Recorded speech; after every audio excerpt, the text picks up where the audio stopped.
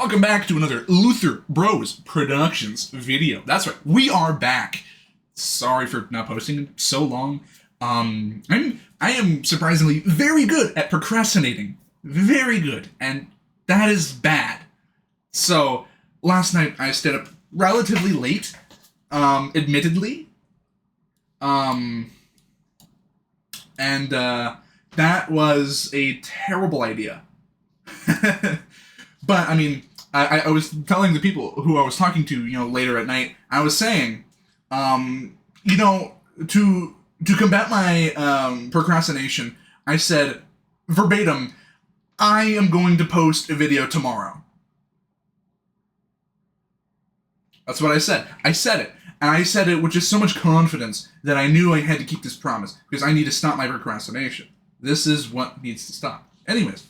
Thank you for listening to my minute ramble. Now let's get on to why you actually clicked the video. Because that didn't happen, I don't think... if this video wasn't about this topic, you probably wouldn't have clicked it. Or, maybe you're like, Luther Bros Productions posted! I don't know. Maybe some people are like that. Let me know. But, anyways. Now, why do Lutherans use the collar? Now, one thing that many, like I said, a lot of lower church tradition people will ask, non-denominationals, Baptists, Pentecostals, you get the gist. You get the gist. But they will ask, why do Lutherans use the clerical collar? And not just the suit and tie. Well, first I'm going to quickly explain the history of it, so you can't call it, oh, this is too Roman Catholic. That argument is stupid. Anyways. So it was actually invented in 1865 by a Scottish Presbyterian minister, Reverend Donald McLeod? No, that's not Lloyd. That Leod. Does any Scottish people know how to pronounce that? Is it McLeod? McLeod? I don't know. Scottish names are sometimes weird. I'm sorry. Yeah, it was invented in 1865 by a Protestant minister, by a Scottish Presbyterian guy who was working for the Church of Scotland. Which is why you can't say it's too Roman Catholic. It makes no sense. It truly does. I'm sorry. I really hate it when people try to use that as an argument, which is why I'm kind of crashing out here. Now that we've done a quick history of why do Lutherans use it? It just simply comes from the fact, every job has a uniform. Right? Hold on. For reference, I'm currently wearing shorts, and a hoodie, and a t-shirt, right? I can't really walk into the office wearing this, right? If I would work at an office. I don't.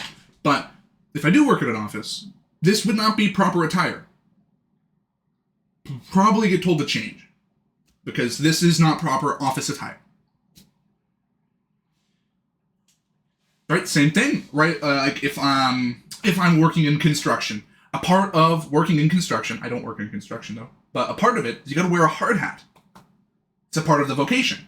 Now, we wouldn't have, say our pastors wearing hard hats because it's not a part of their vocation. They don't need to work on a construction site. Same thing, only firefighters that have a specific uniform to help them with their vocation, with their job. Because the firefighter uniform is to make sure that the firefighters don't get caught on fire, which kind of sucks. I don't know from experience, but I'm sure any firefighter or any person who has ever been on fire can tell you it sucks. So that's one thing I don't need to test for myself.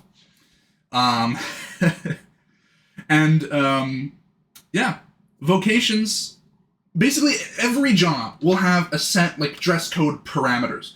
I know the job that I'm starting next week, its dress code is very loose, but, there's obviously things I can't wear because for obvious reasons, if you use the noggin.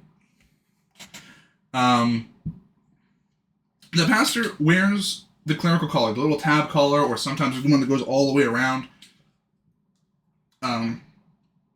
They wear it because it's a part of their uniform. And this does stem from the Old Testament, right? Where God did instruct his Old Testament priests to wear clothes for their specific priestly vocation. Let us read together Exodus chapter 28, verses 1 through 4, using the ESV. I love the ESV, because it's the Bible. And who doesn't love the Bible, if you're a Christian? So let us read, Exodus 28, 1 through 4. Then bring near to you Aaron your brother, and his sons with him, from among the people of Israel, to serve me as priests, Aaron and Aaron's sons, Nadab and Abihu, I'm sorry with Old Testament names, I'm sorry. And Eleazar and Ithamar.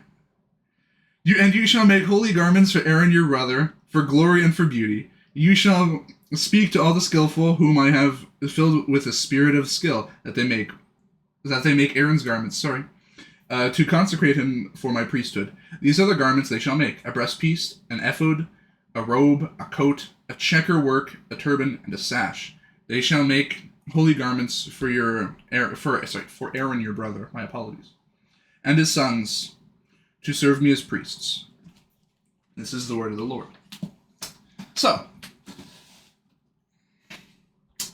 God did instruct his priests to wear specific clothes for their vocation, for their priestly vocation. God did instruct this. And I think it's important that we think about that, actually, rather than to just say, but like, what if our pastor just walks up in the sanctuary wearing shorts and a t-shirt? Shorts and a t-shirt. I don't think that's a part of anybody's work, like, uniform.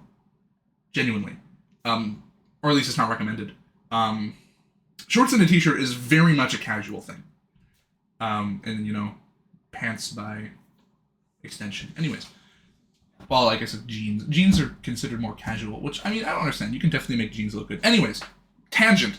Let's get back to the reason why you're watching the video. Right, and another reason we do need to remember is that when the pastor preaches at the altar, he's not preaching by his authority, but by God's authority. It's not on the pastor. The pastor is not, he is the one preaching, but it's by God's authority. It's not because we're so special, it's because God's so special and awesome. But, right, and the clerical attire reminds us of this.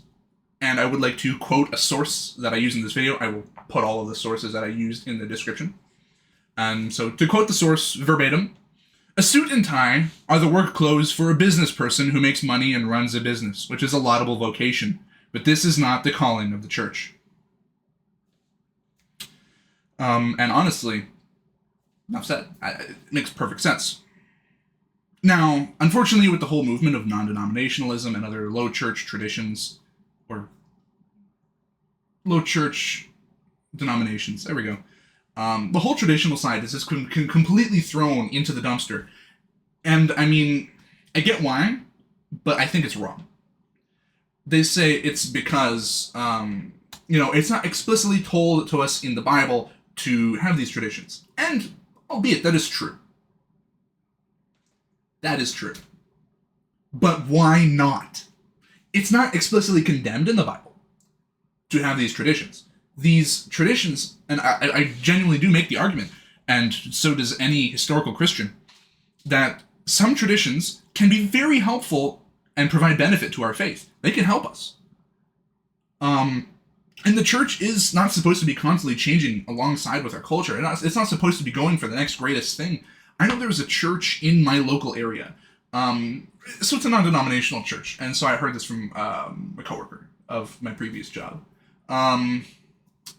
So they had they had redone their sanctuary, and so, they modernized it a whole bunch, and then they got a new screen up at the front, and this screen,